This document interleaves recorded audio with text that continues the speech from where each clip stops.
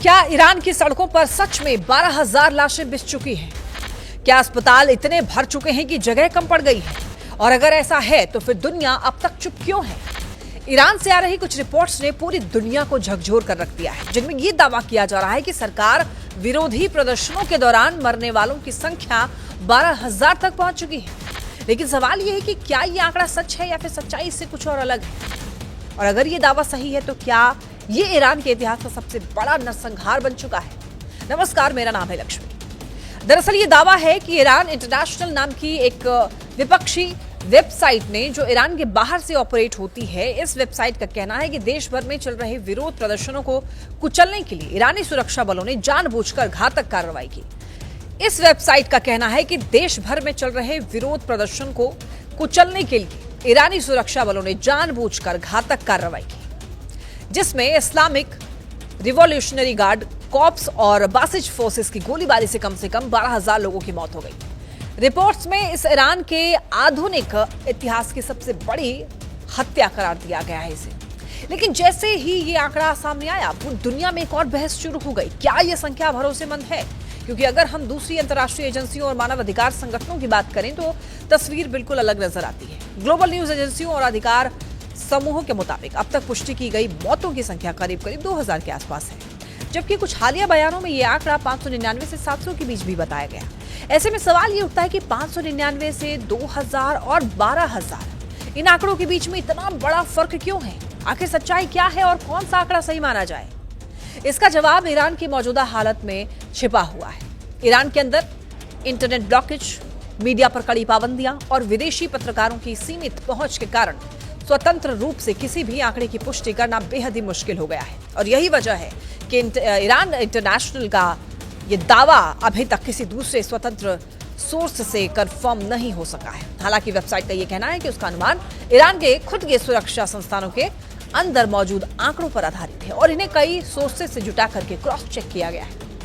Iran international की report में यह भी दावा किया गया कि सबसे ज्यादा मौतें 8 और 9 जनवरी की रात को हुई, जब सुरक्षा बलों ने कथित तौर पर सीधे भीड़ पर गोलियां चलाई।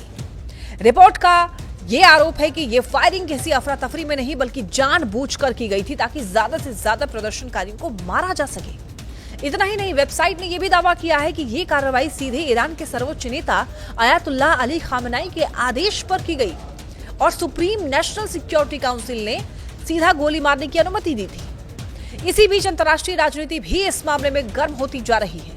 अमेरिकी राष्ट्रपति डोनाल्ड ट्रंप ने कहा है कि प्रदर्शनकारियों के खिलाफ हिंसक कार्रवाई को लेकर ईरान पर हमले की चेतावनी देने के बाद अब तेहरान वॉशिंगटन के साथ बातचीत करना चाहता है। ट्रंप का यह बयान ऐसे समय में आया है जब अधिकार कार्यकर्ताओं ने महंगाई, बेरोजगारी और मुद्रा अवमूल्यन को लेकर के हुए प्रदर्शनों में मरने वालों की संख्या बढ़ने की बात कही है।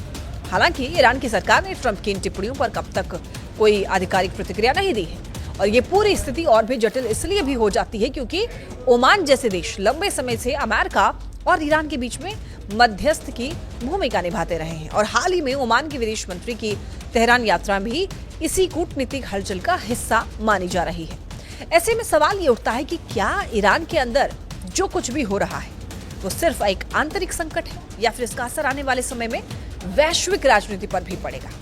तो आखिर सच क्या है? क्या ईरान में मरने वालों की संख्या वाकई 12,000 तक पहुंच चुकी है या फिर ये एक ऐसा दावा है जिसे अभी पूरी तरीके से साबित किया जाना बाकी है? लेकिन इतना तो तय है कि हालात बेहद ही गंभीर हैं।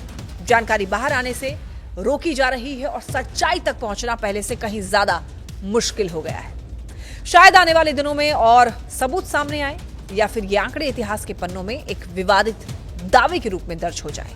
लेकिन सबसे बड़ा सवाल यही है, जब किसी देश में सच्चाई बोलना ही सबसे बड़ा अपराध बन जाए तो फिर दुनिया कैसे तय करे कि वहां क्या सच में हो रहा है? यही वजह है कि ईरान की ये कहानी सिर्फ आंकड़ों की नहीं है, बल्कि ये सवाल है सत्ता, दमन और उस सच्चाई का जिसे देखने के लिए पूरी दुनिया आज भी किसी ठोस सबूत का इंतजार कर रहा है। तो आखिर सच क्या है? क्या ईरान में मरने वालों की संख्या वाकई 12,000 तक पहुंच चुकी है या फिर ये एक ऐसा दावा है जिसे अभी तक पूरी तरह से साबित किया जाना बाकी है? लेकिन इतना तो तय है कि हालात बेहद ही गंभीर हैं। जानकारी बाहर आने से रोकी जा रही है और सच्चाई तक पहुंचना पहले से कहीं ज्यादा मुश्किल हो गया है। शायद आने वाले दिनों में और सबूत सामने आए या फिर ये आंकड़े इतिहास के पन्नों में एक विवादित दावे के रूप में दर्ज हो जाए। लेकिन सबसे बड़ा सवाल यही है, जब किसी देश में सच्चाई बोलना ही सबसे बड़ा अपराध बन जाए तो फिर दुनिया कैसे तय करे कि वहां क्या सच में हो रहा है। यही वजह है कि ईरान की ये कहानी सिर्फ आंकड़ों की नहीं है, बल्कि ये सवाल है सत्ता, दमन और उस सच्चाई का जिसे देखने के लिए पूरी दुनिया आज भी किसी ठोस सबूत का इंतजार कर रही है।